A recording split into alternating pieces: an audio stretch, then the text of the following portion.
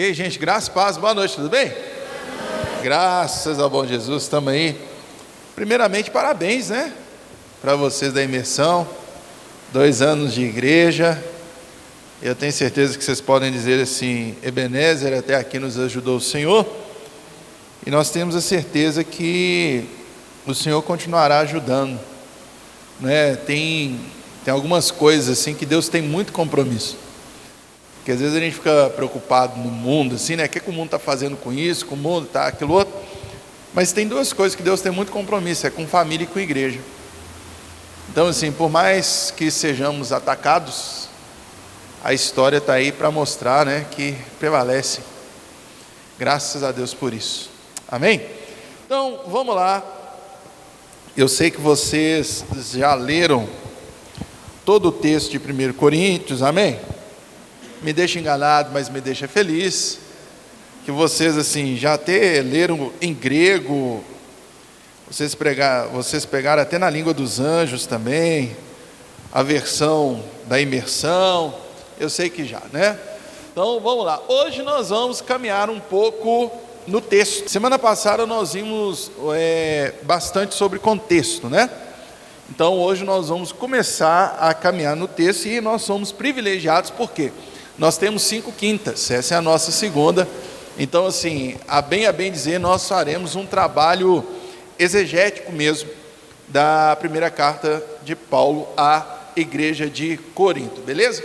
Antes de começar a falar aqui, ficou alguma dúvida de semana passada, gente? Alguma coisa que não entenderam, alguma questão?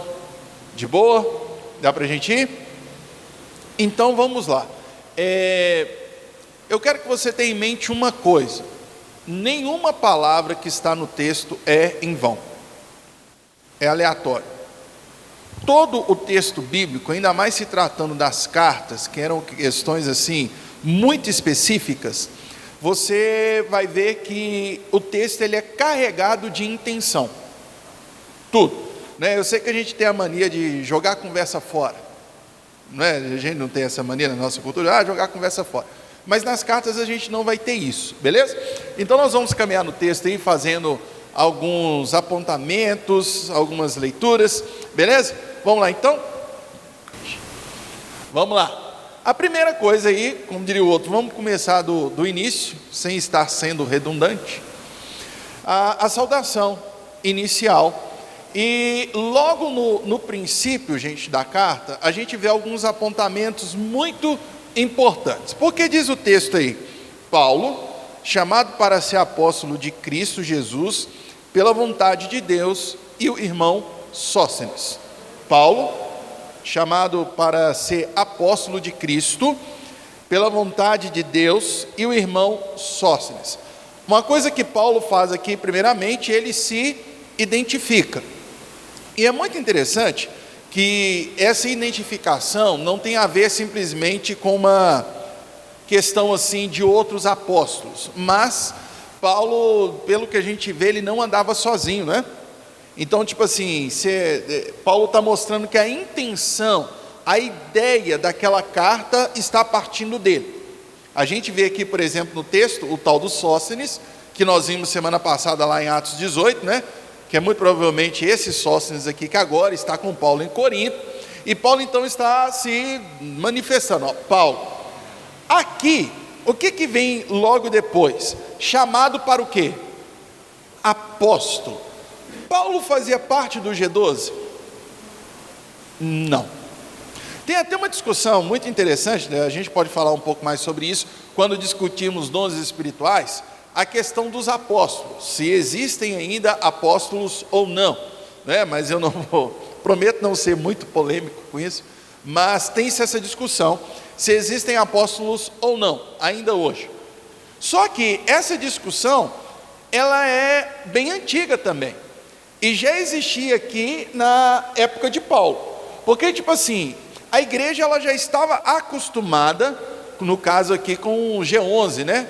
E depois entrou o nosso querido Matias lá, fechando o G12. A igreja já estava acostumado com esses apóstolos, tanto que quando Paulo converte, ele vai aonde? A Jerusalém, diante dos apóstolos. ou seja, você vê já a autoridade, a liderança da igreja já está posta. Mas Paulo, ele reivindica sempre essa questão de que ele era apóstolo. E quando ele diz apóstolo, ele está arrumando uma briga. Vocês vão ver principalmente na segunda carta, como é que Paulo defende o seu apostolado. Gente, a igreja contemporânea, né, na verdade a igreja assim, desde muito tempo, e eu acredito que isso é uma prática da protestante, ela tem uma coisa com Paulo, que é assim, né? Jesus no céu, Paulo também, né? Tipo assim, ao lado direito de Jesus, porque ele é o cara. A gente tem essa coisa com Paulo, né? Paulo é a menina dos nossos olhos, da teologia, aquela coisa toda. Mas, entretanto, todavia, porém, Paulo não tinha esse prestígio todo, pelo menos em boa parte da igreja no Novo Testamento. Ainda era um negócio muito novo. Paulo está falando assim, chamado para ser apóstolo. E é muito interessante, gente, onde na Bíblia está o chamado de Paulo? Onde na Bíblia está o chamado de Paulo? Atos dos Apóstolos. A senhora sabe o capítulo? Aí é querer demais, Mas veja, Atos 9 tem a história de Paulo, certo ou não? Que ali ele tem um encontro com Jesus. Mas alguém se lembra aí no texto que Jesus vira para Paulo e fala assim, a partir de agora você é um apóstolo. Em algum momento da Bíblia a gente vê isso? Tipo assim, né, um chamamento de Cristo para que Paulo fosse um apóstolo. O que Jesus deixa claro é que ele era vaso escolhido. Tem gente que diz que Jesus era pentecostal, que falou assim, esse para mim é um vaso escolhido. E ele diz ainda mais, que ele vai aprender o quanto vale sofrer pelo meu nome. O que a gente tem do chamamento de Paulo é isso. A gente não tem Jesus falando assim, né, ou alguns apóstolos reconhecendo assim, não, esse cara está sendo chamado por apóstolo. Inclusive Pedro, quando faz referência a ele, Pedro vai dizer assim, segundo a sabedoria do nosso irmão Paulo. Você pode ver que também não há uma tratativa de apóstolo, assim, né, digamos. Então, a gente subentende que Paulo teve uma experiência com Deus ali, a gente não tem esse relato na Bíblia, mas ele entendeu que ele era apóstolo. Aí, Paulo vai dizer outra coisa muito importante nesse texto, que ele era apóstolo pela vontade de Deus. Uma coisa você vai ver no Novo Testamento e nas cartas, não somente nas paulinas, a ideia dos falsos apóstolos, não é? É uma coisa muito, muito interessante, a ideia da vocação e a ideia da ordenação, ou da consagração.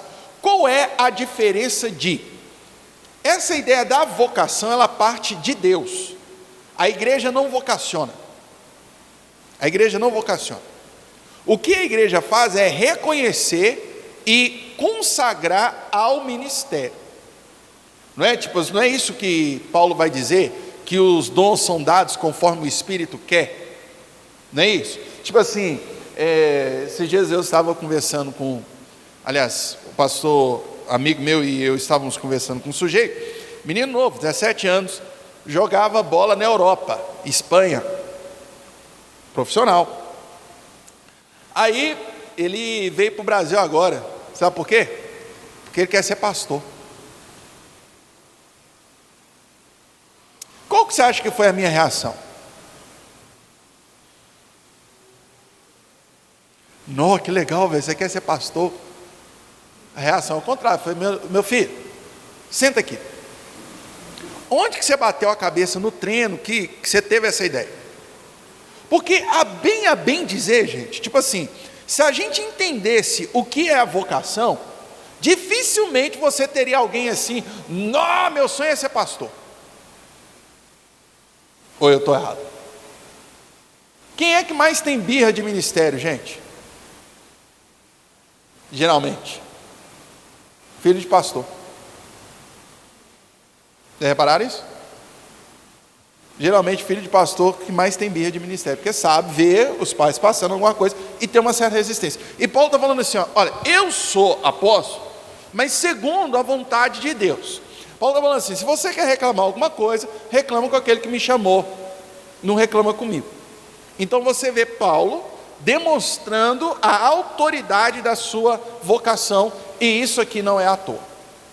Beleza? Continuemos. E ele fala ali, né, com o nosso querido Sóstenes, que estava presente com ele. Agora, olha os versículos 2 e 3, que interessante. Cara, muito legal isso aqui. Versículo 2: a igreja de Deus que está em Corinto, aos santificados em Cristo Jesus, chamados santos, com todos os que em todo lugar invocam o nome do Senhor Jesus Cristo, Senhor deles e nosso. Graça e paz da parte de Deus e do Senhor Jesus Cristo. Uma coisa que Paulo faz aqui que é muito interessante, é que ele vai reconhecer em Corinto uma igreja local, a igreja de Deus que está em Corinto. Ou seja, gente, uma coisa muito, muito legal, é que embora fosse uma igreja extremamente problemática, mas assim, problemática até mandar parar, Paulo não, como é que eu posso dizer? Ele insiste, ele reconhece, ele não tira daquela igreja, ele sequer insinua isso ou sugere, não reconhecer o status de igreja. Cara, isso aqui é muito legal e é um baita ensinamento para a gente. Apesar de ser uma igreja problemática, é igreja, seria mais ou menos essa ideia. Então ele está falando assim, a igreja de Deus que está em Corinto, e essa noção de igreja de Deus, daqui a pouco vai ficar muito claro para a gente isso, o temor que Paulo tinha, sabendo do que ele estava tratando. Tipo assim, não é algo comum, é algo de Deus. A igreja de Deus que está em Corinto. Lembra que era uma igreja que tinha muitas questões morais? Mas Paulo vai dizer o seguinte, o que aconteceu com eles? Eles foram santificados. Eles foram santificados. Aí a gente para e pensa assim, ô meu jovem, você não está alternando, não? Você está meio lelé da cuca, não está não? Por quê? Porque daqui a pouco você vai chamar a gente de carnal, de impuro, né? de criança. Agora você está falando que nós fomos santificados? Porque a obra redentora, ela faz de nós santificados. Essa santificação, que aí Paulo vai dizer, qual era o objetivo daquela igreja? Os que foram santificados, tinham como objetivo, chamados para serem santos. Olha que interessante, parece redundante, ele fala que foram santificados, mas foram chamados para o quê? Serem santos. Aqui há uma distinção muito importante, a regeneração, a obra redentora de Cristo faz parte, é o início dessa santificação. Agora, existe uma santificação que é processual, que é um processo na vida do cristão. Eu já falei isso aqui, quando a gente estudou hermenêutica, a gente tem a noção, tipo assim, o cara converte, vira chavinha. Não é assim, gente, não é assim. Né? Paulo, por exemplo, vai em algum momento, né, usando ali de uma hipérbole, de um exagero, Paulo vai dizer que ele era o maior dos pecadores. Como é que o maior dos pecadores está escrevendo para a gente então? Porque há uma parte dessa santificação que é processual, e nós somos chamados para sermos santos. Isso é muito, muito interessante. A igreja ela não é chamada para ser rica, a igreja não é chamada para governar, a igreja é chamada para ser santa. Porque é isso que vai nos distinguir do mundo, essa santificação. Então Paulo está reconhecendo uma igreja problemática, mas não tira dela o status de igreja, fala que esses problemáticos já foram santificados, mas eles agora também são chamados para serem santos. E quando nós estamos pensando na santidade aqui, isso aqui vai ser muito importante. a gente não está pensando somente em questões morais, né? Tipo assim, os crentes gostam do moralismo, né? Até mesmo porque eu avalio o outro a partir da minha régua moral. Mas a santidade na vida, na ética, lembra que eu falei com vocês que a carta de Corinto, ela nem é tão doutrinária, ela é mais ética. E a santidade, gente, tipo assim, não está baseada em usos e costumes, por exemplo, mas, por exemplo, no convívio dos irmãos. Até nisso a gente mostra santidade, ou não. Doideira isso, né? Bora então? Bora. Ele apresenta agora os pontos positivos dessa igreja, aí do versículos 4 a 9. Vamos ler comigo, por favor. Diz assim: sempre dou graças ao meu Deus. Uma igreja problemática, mas Paulo agradecia a Deus por aquela igreja. Interessante isso. Por vós, pela graça de Deus, que vos foi dada em Jesus Cristo, porque em tudo fostes enriquecidos nele, em toda palavra e em todo conhecimento, porque o testemunho de Cristo foi confirmado entre vós, de maneira que não vos falte nenhum dom. De maneira que não vos falte nenhum dom. A gente vai precisar disso aqui lá no capítulo 12. Ok. Esperando a manifestação do nosso Senhor Jesus Cristo, o qual vos confirmará também até o fim, para serdes irrepreensíveis no dia do nosso Senhor Jesus Cristo. Fiel é Deus, pelo qual fostes chamados para a comunhão do seu Filho Jesus Cristo, nosso Senhor. Gente, olha que interessante isso aqui. Paulo agradece a Deus pela igreja, uma igreja que era uma dor de cabeça, que só Jesus na causa. Ele reconhece duas coisas muito importantes nessa igreja: que aquela igreja tinha recebido conhecimento, e conhecimento de Deus, da revelação de Deus. Aqui ele já começa a dar uns apontamentos do que vai ser uma discussão daqui a pouco, porque essa ideia de conhecimento sobre Deus e o conhecimento do mundo. Quando eu estou falando assim, conhecimento do mundo é conhecimento mesmo, né? As mais variadas formas de conhecimento. E Paulo fala que aquela igreja, ela foi enriquecida nesse conhecimento.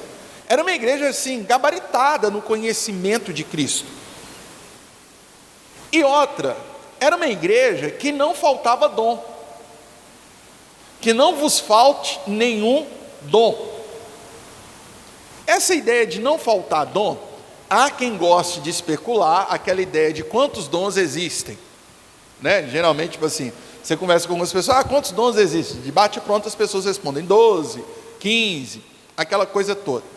Mas, numa leitura assim mais ampla, a gente percebe que, embora daqui a pouco isso vai ser um problema lá, né, que eles não fizessem confusão com os dons, Paulo está falando assim: olha, não vos falta uma manifestação do Espírito, não vos falta uma capacitação para o serviço cristão, isso não vos falta.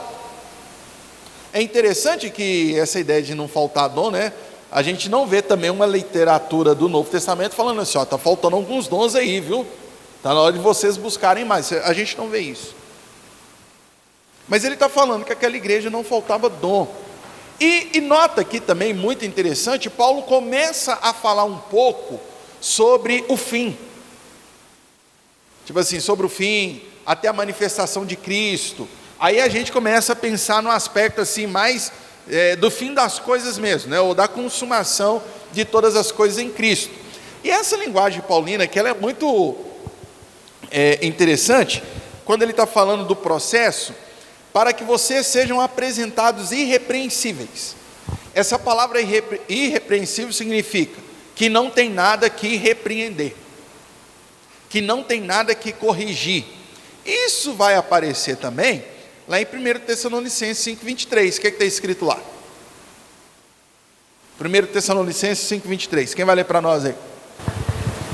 Que o próprio Deus da paz vos santifique integralmente, que todo o vosso espírito, alma e corpo sejam mantidos irrepreensíveis na vinda de nosso Senhor Jesus Cristo. Ah, interessante. Olha essa palavra de novo, irrepreensível, aparecendo aí. Paulo gosta dessa palavra, irrepreensível, de não ter nada que repreender. Então ele está falando também já da volta de Cristo.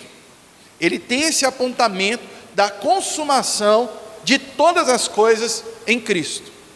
A gente vai precisar disso lá no capítulo 15, beleza? Então, Paulo vai falar aí de se manter essa esperança na consumação de todas as coisas em Cristo. E aí agora Paulão começa a fazer uns apontamentos interessantes.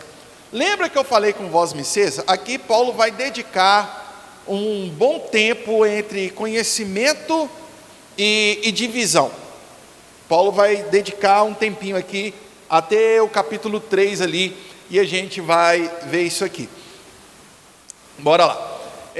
Capítulo 1, versículos 10 a 12, leia comigo, por favor. Rogo-vos, porém, é muito interessante esse rogo-vos. Essa palavra, ela significa assim, gente, é como se fosse, eu queria muito que vocês fizessem isso. Eu queria muito que vocês prestassem atenção nisso. É como se estivesse falando assim, olha, preste bastante atenção, porque isso aqui é extremamente importante. Essa palavra no grego aí que aparece como rogo-vos, é mais ou menos isso. Presta atenção, porque isso aqui é muito importante. Beleza? Então vamos lá. Olha o que Paulão vai dizer. Ele diz assim: rogo-vos, porém, irmãos, pelo nome do Senhor Jesus Cristo, que digais todos uma mesma coisa, e que não haja entre vós dissensões. Antes, sejais unidos em um mesmo sentido e em um mesmo parecer. Essa noção de ser um só parecer, de dizer a mesma coisa, tem muito a ver com um discurso uníssono. Já viram, por exemplo, aquelas manifestações onde as pessoas têm palavras de ordem, né? Tipo assim, todos dizem a mesma frase? É esse termo aqui que Paulo está usando. É como se, tipo assim, quase se fosse um coral, que quando vocês cantarem, cantem a mesma música. Seria essa a noção, né? Imagina que cada um começar a cantar uma música. Sangue de Jesus tem poder. Beleza? Então vamos lá. Porque acerca de vós, irmãos meus, me foi informado pelos da família de Cloé que há contendas em vosso meio. Quero dizer com isso que cada um de vós diz: eu sou de Paulo, eu sou de Apolo, eu sou de Cefas, lê-se Pedro, eu sou de Cristo. Paulo vai fazer esse apontamento daqui a pouco de novo, desse Paulo, Pedro e Apolo. Paulo, Pedro e Apolo. Isso aqui era bem complicado. Esses apontamentos que aparecem nesse texto, veja só, a turma de Paulo, aquela que era mais apegada a Paulão, não é? Alguns estudiosos vão afirmar que se tinha um apego muito afetivo com Paulo. Sabe aquela coisa assim, a gente cria afetos na igreja, né, com líderes, com pessoas que são importantes na nossa caminhada cristã. Por exemplo, muito provavelmente você se lembra da pessoa que pregou no dia que você converteu, muito provavelmente você se lembra do pastor que te batizou, da pessoa que te batizou, de quem fez seu casamento, de quem consagrou seus filhos, não é? Tipo assim, vou usar um exemplo aqui perto da gente, é inegável, a imersão daqui a 100 anos, pode-se falar, quem plantou a igreja foi o pastor Wellington. Tipo assim, o que Paulo fez com a igreja de Corinto? Paulo plantou. Você tem um apego, você tem uma história. Então tinha os miguxos de Paulo, né? Tipo assim, tinha o grupo WhatsApp lá, amigos de Paulo, ou então a gente prefere Paulo. Quem gostava de Apolo?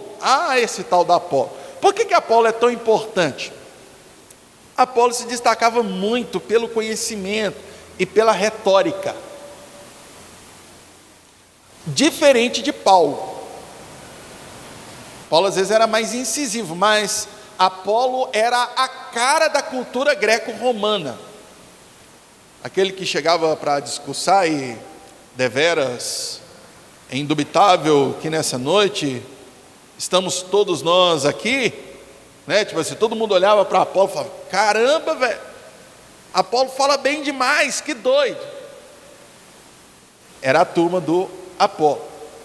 Quem gostava de Pedro eram geralmente aqueles que tinham um apego mais tradicional, tipo assim, com as tradições, a autoridade apostólica, o cara que andou com Jesus, né? O famoso tipo assim: eu dou mais moral para Pedro do que para Paulo, porque Pedro andou com Jesus, né? Só que a gente não tem nenhuma evidência assim que Pedro tenha pastoreado essa igreja, mas você percebe que ele gozava de uma fama no meio da igreja. Então você tinha essa turma que falava, muito provavelmente aí, gente, esses aí seriam os judeus. Mas você se lembra que a cidade de Corinto era uma vida louca? Sim ou não? Você concorda que uma cultura de vida louca é uma pressão sobre a igreja? Sim ou não? É, e não é de hoje. Uma cultura vida louca é uma pressão sobre a igreja. Os de Cristo seriam os mais livres. Que isso, que nós estamos na graça, aquela coisa toda. A ponto que há quem desconfie que quando Paulo vai dizer lá em 1 Coríntios 6, 23 e o 10, 23, ele diz assim: todas as coisas me são lícitas. Que esse discurso seria próprio dessa galera dos de Cristo, porque todas as coisas me são lícitas, né? Então não é Paulo que está falando isso, ele está replicando uma fala daquele povo ali. Então assim, estima-se que essa era a divisão: Paulo, o apego afetivo; Apolo, o apego erudito, né? Pedro, o apego tradicional; e Jesus, o apego à liberdade. Quando então se fala desses apegos, Paulo começa a pegar o que Cristo fez e a contrastar com aquilo que essas personalidades, aqui no caso Pedro e Apolo juntamente com ele, fizeram pela igreja. Então ele começa a fazer uma série de perguntas. Gente, vocês vão ver, isso é muito, muito legal. Você lembra como que Jesus respondia muitas perguntas? Como que ele respondia muitas perguntas? Com as parábolas. Mas geralmente ele fazia outras perguntas. Essa ideia da pergunta, né, é a ideia de gerar reflexão. Então Paulo vai fazer, tá, o que o Cristo fez e o que esses líderes fizeram? Olha só para a gente ir para o intervalo. Versículo 13, está escrito assim: primeiro, será que Cristo está dividido? A primeira pergunta. Será que existe partidarismo em Cristo? Ok. Foi Paulo crucificado por vós? Fostes batizados em nome de Paulo? E o texto continua: dou graças a Deus, porque não batizei nenhum de vós, a não ser Crispo e Gaio. Lembra que eu falei do apego afetivo? Que o batismo é uma dessas coisas? Aí Paulo está falando: para que ninguém diga que eu tenho batizado em meu nome. Batizei também a família de Estéfanas. Além destes, não sei se batizei alguém mais, porque Cristo enviou-me não para batizar, mas para evangelizar, não em sabedoria de palavras, para que a cruz de Cristo não se faça vã. Aqui começou essa tal de sabedoria humana, de palavras humanas, aquela coisa toda. E é muito interessante que Paulo deu a cutucada, e dá também a cutucada na galera de Pedro, porque ele vai falar para que a cruz de Cristo não seja vã. É interessante isso. Agora, só uma coisa aqui para a gente fazer um intervalo. Quando Paulo fala assim, eu não fui enviado a batizar, lembra que eu sempre falei com vocês que Paulo andava sempre em grupo, tudo e tal? Em certo sentido, ele está dizendo assim, eu não sou aquele evangelista de massas, apesar de eu ser um evangelista, ser um plantador de igrejas. Mas você percebe que Paulo não se dedicava à ideia do batismo, talvez também por essa questão do culto à personalidade. Beleza?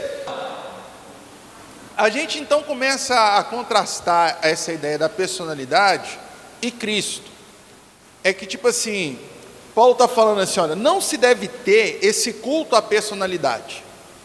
Primeiro que não se deve ter mesmo. Segundo, nem se quisesse ter, teria motivos para ter. Porque não se faz nada disso em nome de um de nós, mas em nome de Cristo. É muito interessante, gente, que vocês vão perceber uma coisa. Eu já reparei assim, eu digo na igreja evangélica normal, a gente tem muita dificuldade com o culto à personalidade. Mas é só quando não é a nossa. Pegou? Joguei pro alto, hein? A gente tem muita dificuldade com o culto à personalidade, mas quando não é a nossa. Você pode ver que o discurso de Paulo não é se promover em relação aos outros, mas é promover Cristo. Isso aqui é muito, muito importante. Não é tipo assim, desmerecer Pedro e Apolo, mas é glorificar Cristo. Enquanto Cristo não for glorificado, a igreja não vive em unidade. Não vive. Enquanto a gente não voltar todo mundo para Cristo, a gente não vai conseguir viver em unidade. Caminhemos, pois. Aqui o nosso querido Paulão vai contrastar então um pouco a sabedoria humana e a sabedoria revelada por Cristo, ou revelada em Cristo. Aqui, gente, vale lembrar que Paulo está dando um contexto que valoriza muito a retórica, o discurso, a fala, o conhecimento. Aí a gente começa a ver uma outra palavra que vai aparecer muito no discurso de Paulo, é a ideia da loucura. E quando Paulo fala da loucura, ele não está pensando em algo psíquico ou até mesmo biológico, que traz um transtorno, né? Que a gente... vários transtornos nós chamamos de loucura. Essa loucura é aquilo que não é condizente com o modelo de sabedoria humana. E o evangelho, em todos os sentidos, ele é loucura. Todos, do mais simples ao mais complexo. Exemplo: quem aqui gosta de ganhar alguma coisa? Quem aqui gosta de ter alguma coisa? Se olhar uma coisa e falar assim, eu quero, você vai lá e compra. Aí vira o evangelho e fala assim, melhor coisa é dar do que receber. Ô gente, sério. A loucura de falar, por exemplo, que Cristo é Deus encarnado. Para. Então, em certo sentido, o evangelho, ele é loucura mesmo, a loucura da pregação, a loucura da cruz de Cristo. Então, quando a gente, não é que a gente tem que pagar de louco, não, mas a gente tem que entender que o mundo nunca vai ser, como é que eu posso dizer, condizente, aceitável, concordante com o evangelho. Nunca vai ser, nunca foi e nunca será. Beleza? Então, vamos lá, vamos ver algumas características dessa pregação, capítulo 2, versículo 7 a 16 aí, para a gente ver um pouquinho do que Paulo está falando dessa sabedoria. Diz assim, mas a sabedoria de Deus, oculta em mistério, a qual Deus ordenou antes dos séculos para a nossa glória. Vejam, a sabedoria oculta, Paulo vai usar depois essa terminologia quando ele fala da plenitude dos tempos. Aprove a Deus revelar. não é? Escrevendo aos Efésios, ele vai usar muito essa nomenclatura também. Uma coisa que é muito interessante é que o Evangelho, ele precede a criação. O Evangelho não é criado depois da criação. O Evangelho precede a criação, né? Por exemplo, tem muita gente que pensa assim, que Deus criou o mundo, teve a queda, aquela coisa toda, aí Deus vem tentando um tanto de coisa, até chegar em Jesus, aí Deus fala assim, ufa, finalmente eu consegui.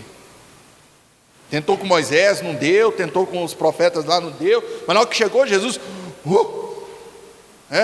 Mas Pedro vai dizer, por exemplo, que Cristo é o Cordeiro entregue antes mesmo da fundação do mundo. Então isso estava oculto antes mesmo da criação e manifesto para a nossa glória. Essa ideia de glória aqui, gente, eu me lembro dos 5 solas da Reforma Protestante, né? Somente a Deus a glória. Não é a ideia de tipo assim, de atribuir um louvor a.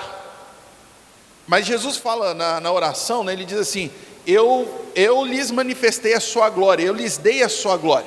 Essa ideia de dar a sua glória é fazer o seu conhecimento, a sua revelação conhecida. Essa ideia, fazer a sua revelação conhecida. Isso é dar a nossa glória. É o que Paulo está falando aqui. Beleza? Vamos continuando então. Versículo 8. Esta nenhum dos príncipes deste mundo conheceu, porque se a conhecessem, não teriam crucificado o Senhor da glória. Interessante esse negócio que Paulo fala, né? Se tivesse conhecido, não teriam crucificado o Senhor da glória. Vamos lá, versículo 9. Mas como está escrito, as coisas que o olho não viu, e o ouvido não ouviu, e não subiram ao coração do homem, são as que Deus preparou para os que o amam. Deus, porém, revelou-as a nós pelo seu Espírito, porque o Espírito penetra todas as coisas, até mesmo as profundezas de Deus. Ou seja, tudo aquilo que Deus tem preparado desde a eternidade, não se deu conhecido por um acesso humano, mas pela revelação divina.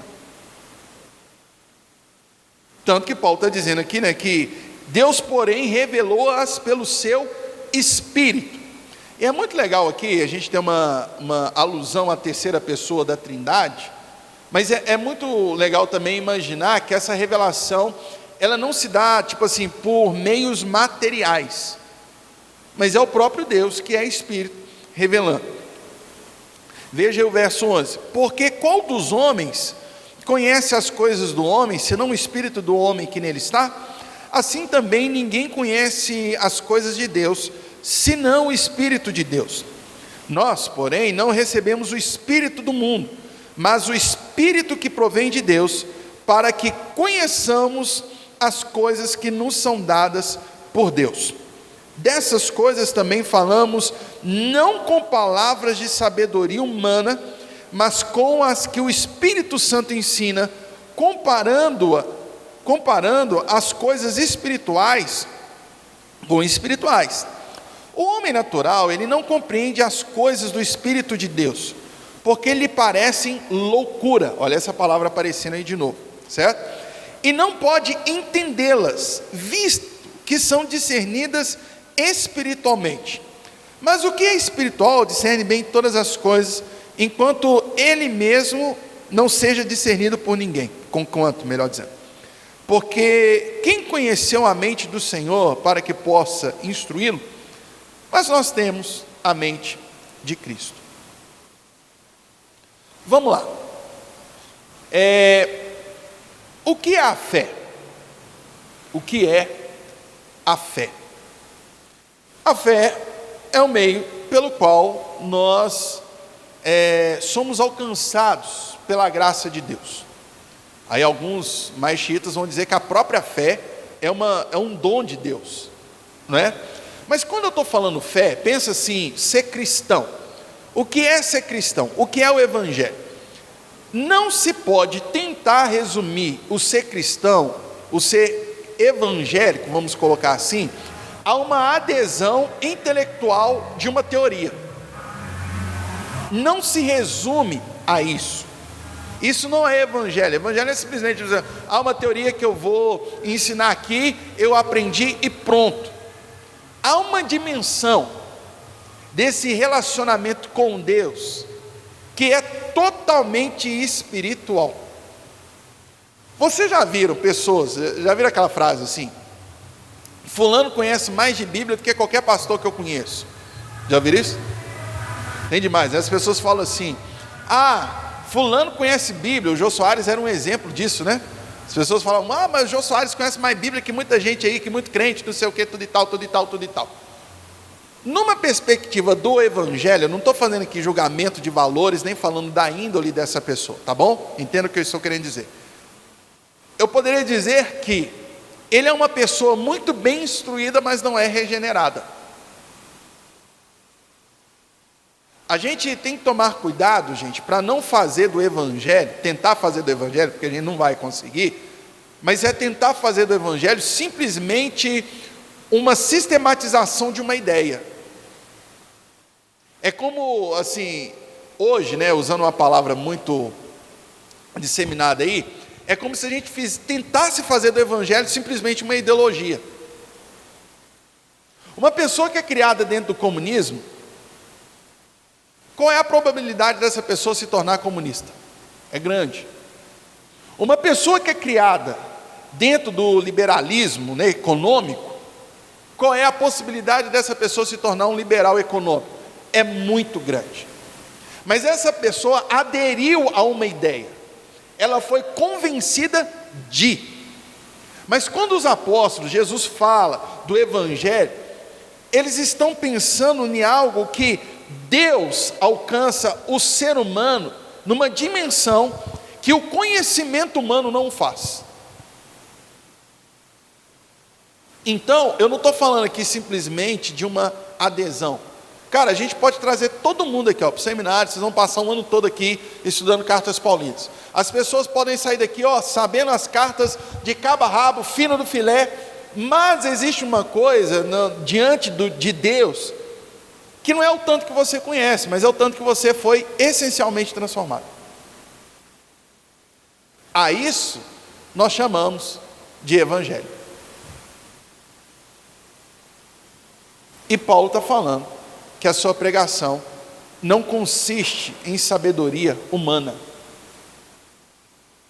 mas é no aspecto espiritual. Quando Paulo está falando aqui aspecto espiritual, gente, a gente não está pensando no reteté, numa perspectiva espiritualista, tem poder aí, tem fogo, não é isso não. Mas a dimensão que o Espírito age na vida da pessoa.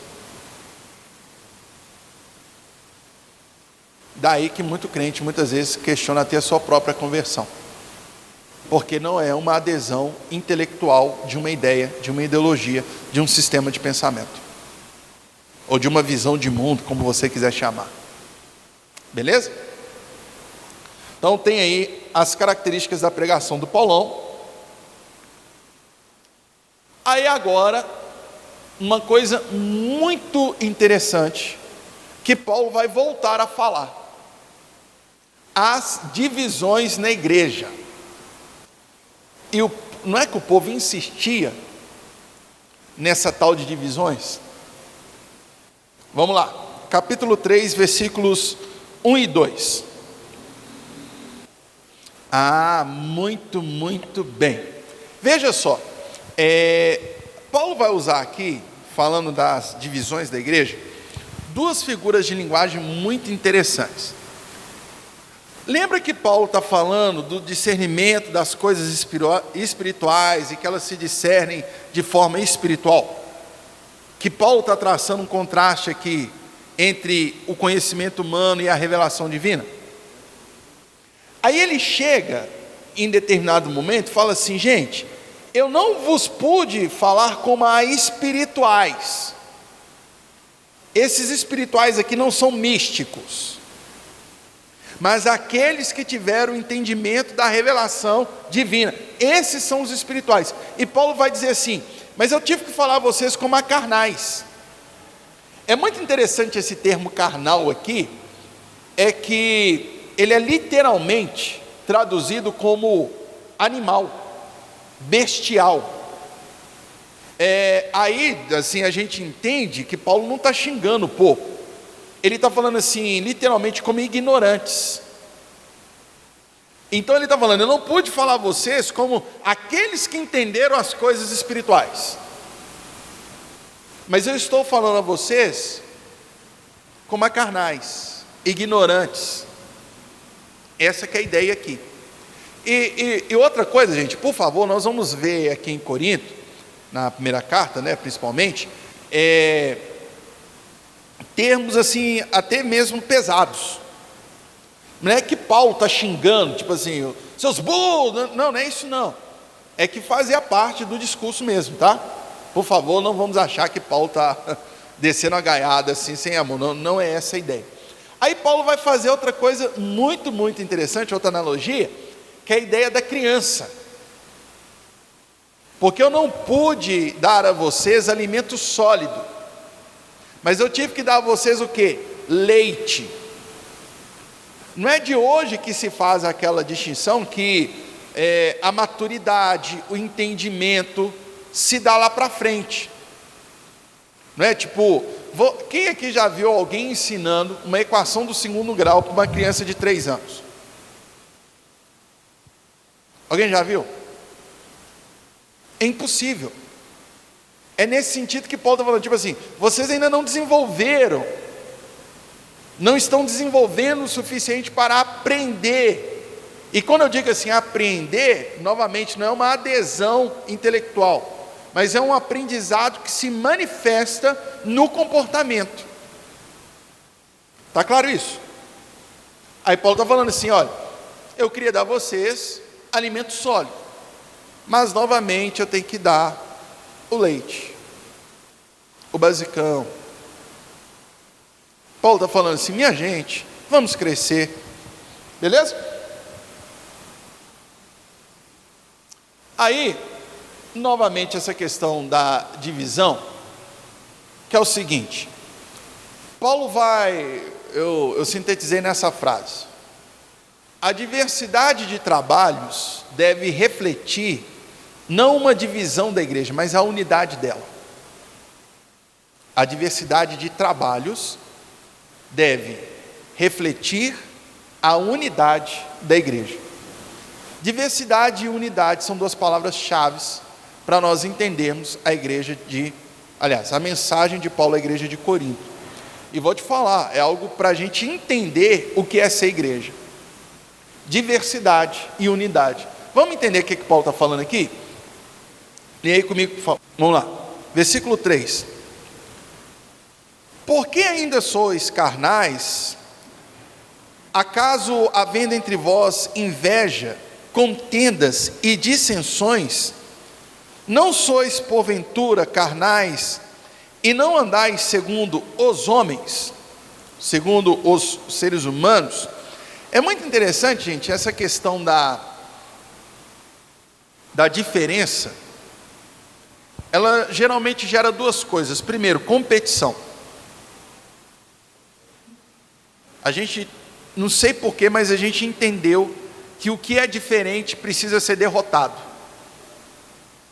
E a outra questão da diferença é a inveja. E a inveja é o desejo de ter o que o outro tem, e geralmente é só porque o outro tem. Vou te dar um exemplo aqui. Eu mexendo com música, eu achava uma coisa muito interessante. Às vezes tinha um músico assim muito virtuoso num instrumento. Aí às vezes a gente chegava no ensaio, tinha um tal de, o baterista ia para a guitarra, o baixista ia para o teclado, aquela coisa toda. Aí tinha muito aquele discurso assim, eu acho doido demais o que você faz. Mas não era o discurso, eu admiro o que você faz, eu queria fazer isso. Às vezes o cara tinha um baita talento, tinha estudado, tinha desenvolvido o talento, era super, mega, gold, ultra naquilo que fazia, mas olhava para o outro e falava assim, não, eu queria isso. É como alguém que prega maravilhosamente bem, mas olha para quem canta e fala assim, não, mas eu queria cantar assim. E tem uma multidão olhando para você e falando, mas eu queria pregar assim. Tem uma multidão olhando, às vezes, para um evangelista, né, desses doidão aí que sai mundo afora, fala assim, não, mas eu queria olhar assim, eu queria pregar assim. E a grande questão é que na igreja Deus colocou talentos nas mãos de cada um. Comece a olhar para o seu. E quando eu digo olhar para o seu, não é no sentido egoísta, é no sentido de valorizar aquilo que Deus te deu. Pode falar algo nessa noite aqui? Tem alguém de olho no seu dom.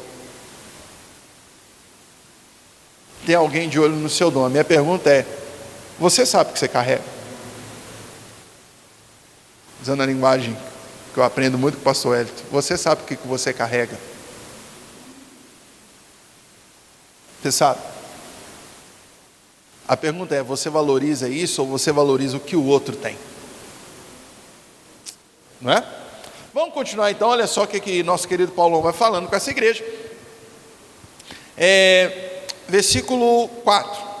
Dizendo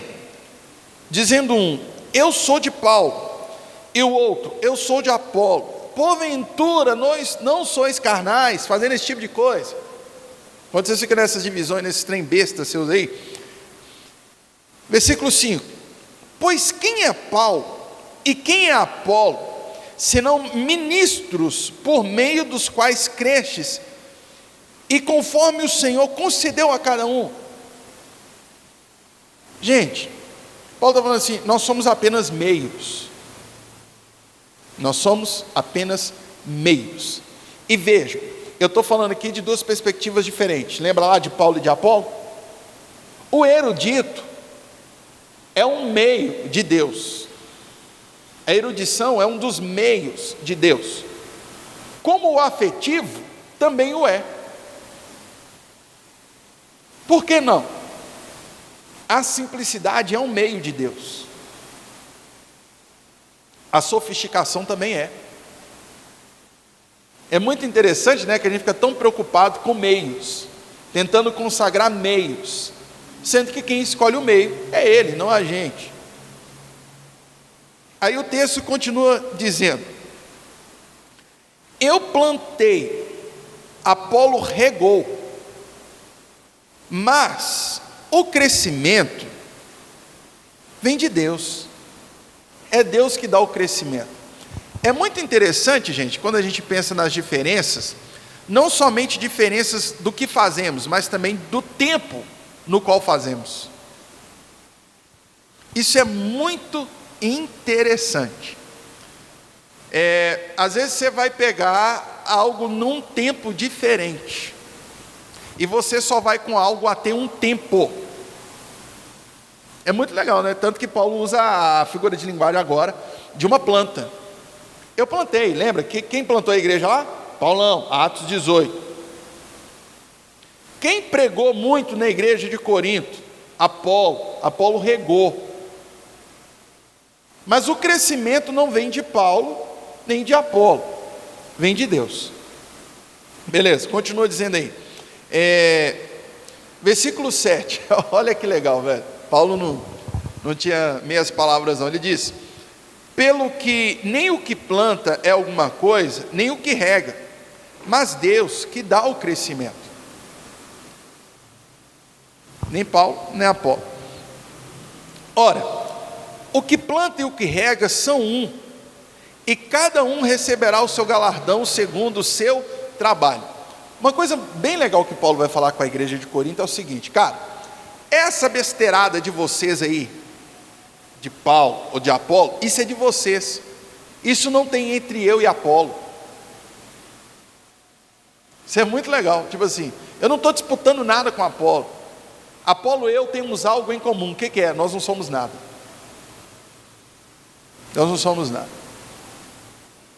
E nós somos um, e a gente entende que a gente faz parte de um processo. Isso é muito importante, beleza? Continua aí, versículo 9. Porque nós somos cooperadores de Deus, e vós lavoura e edifício de Deus. Isso aqui vai ser importante para o capítulo 4 aí. Segundo a graça de Deus que me foi concedida, lancei como sábio arquiteto o fundamento, e o outro edifica sobre ele. Mas veja cada um como edifica sobre ele. Aqui Paulo começa tipo assim, né? Na verdade ele está terminando uma parte do raciocínio, que ele está falando assim, gente, quem planta, quem rega são um, não tem essa divisão entre nós aqui, também não tem que haver entre vocês. Mas Paulo agora chama a atenção o seguinte: ora, se cada um tem uma parte no processo, olha muito bem como faz. Não sei se você reparou, a figura de linguagem que Paulo utilizou aí é de algo muito simples, sim ou não? Plantar e regar. Não parece a coisa mais besta do mundo? Sim ou não? Plantar e regar. Alguém aqui tem floricultura, já fez roça, alguma coisa assim? Alguém aqui? Vocês podem me ajudar. É correto eu dizer que até para plantar tem um procedimento correto? Sim ou não? É correto eu dizer que adubar, podar, regar também tem um procedimento correto? Ah, tá. É simples? É, mas precisa ser bem feito. Então, Paulo começa a falar esse negócio muito interessante. Essa valorização da igreja de Deus não é qualquer coisa. Tipo, uma coisa é você pegar seu carro e dirigir, outra coisa é você dirigir o carro dos outros. Você tem que ter cuidado com os dois, na verdade, né? Mas você entende que é um peso maior, tipo assim, isso não é meu. O que dirá aquilo que é de Deus? Beleza? Vamos lá. Paulo agora vai falar então do trabalho apostólico. Qual é essa questão do trabalho apostólico? Cristo é o fundamento da igreja. Gente, para a gente falar que existe igreja, a gente precisa falar na fé em Cristo. Se a gente tirar Cristo do nosso discurso aqui, a gente vai ser o quê? Um grupo de autoajuda? Sei lá, um clube social? Ou talvez a gente ponha ali umas sinuquinhas ali fora, né? Com esses fliperamos que estão na moda alugar aí, com 300 jogos, retrô aí, não sei. Um instituto com outros, né? Tipo, vocês vieram aqui para serem ativados, né? Tipo assim, para vocês pararem com essas mentalidades limitantes. Você pega no ato, né, velho? Começou a falar assim, mentalidade limitante, alguma coisa, pode saber, né? Gente, só deixando claro aqui, eu não tenho nada contra coach, tá? Na verdade, tem mesmo não. Vou te ser muito sério, eu acho mó doido o trabalho dos caras empresarial. A minha dificuldade é quando se confunde coach com evangelho. Tá? Então, eu realmente sim, já vi trabalhos de pessoas hoje que são sensacionais. Mas enfim, se a gente tirar Cristo da nossa fé, a gente deixou de ser igreja. A única coisa que nos caracteriza como igreja é Cristo. Esse é o fundamento, é Cristo. Aí Paulo vai dizer daqueles que trabalham sob o fundamento de Cristo. E ele vai dizer, gente, uma vez que o fundamento já está posto, não tem como tirá-lo. Então qualquer coisa que se tire Cristo,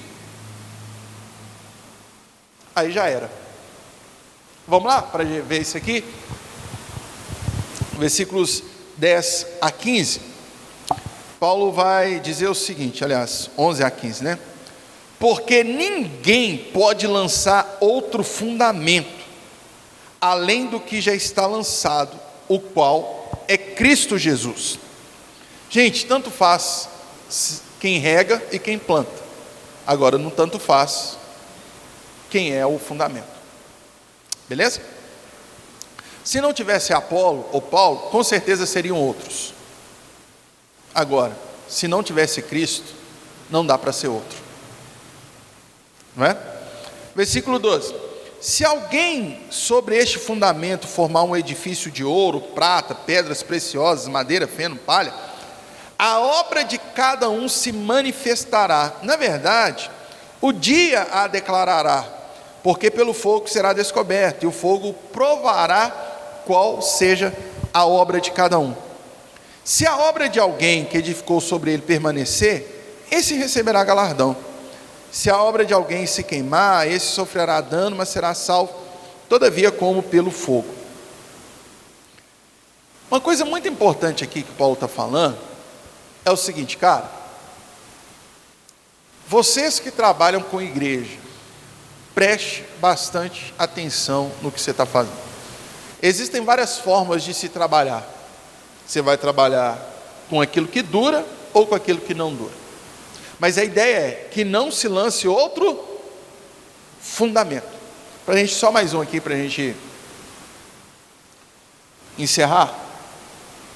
Nesse trabalho aqui, não é que Cristo é uma opção. Ele é o foco. Ele é o princípio, ele é o meio, ele é o fim. Esse tem que ser o foco de uma igreja. Vamos ler o 18 e 23 para a gente encerrar aqui. Ninguém se engane. Se alguém dentre vós se considera sábio neste mundo, faça-se louco para ser sábio. Olha que doideira, novamente a ideia da loucura, né? do contraste com o mundo.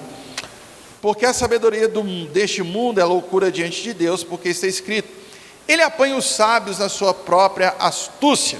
E outra vez, o Senhor conhece os pensamentos dos sábios que são vãos. Portanto, ninguém se glorie nos homens, porque tudo é vosso. Seja Paulo, seja Apolo, seja Cefas, seja o mundo, seja a vida, seja a morte, seja o presente, seja o futuro, tudo é vosso. E vós de Cristo, e Cristo de Deus. Cara, tipo assim, não é eu sou de Paulo, não é eu sou de Apolo, é Apolo que é da igreja. Não é tipo assim, eu entendo o que a pessoa quer dizer, mas a ferro e fogo é uma frase muito errada, que diz assim: lá na minha igreja, a igreja não é de pastor, é o pastor que é da igreja. E quando eu estou falando, eu não estou pensando numa relação de posse. Você entende que tipo assim, é o pastor o servo da igreja, né? Tipo assim, Deus dá os pastores à igreja. Isso é muito interessante. Beleza?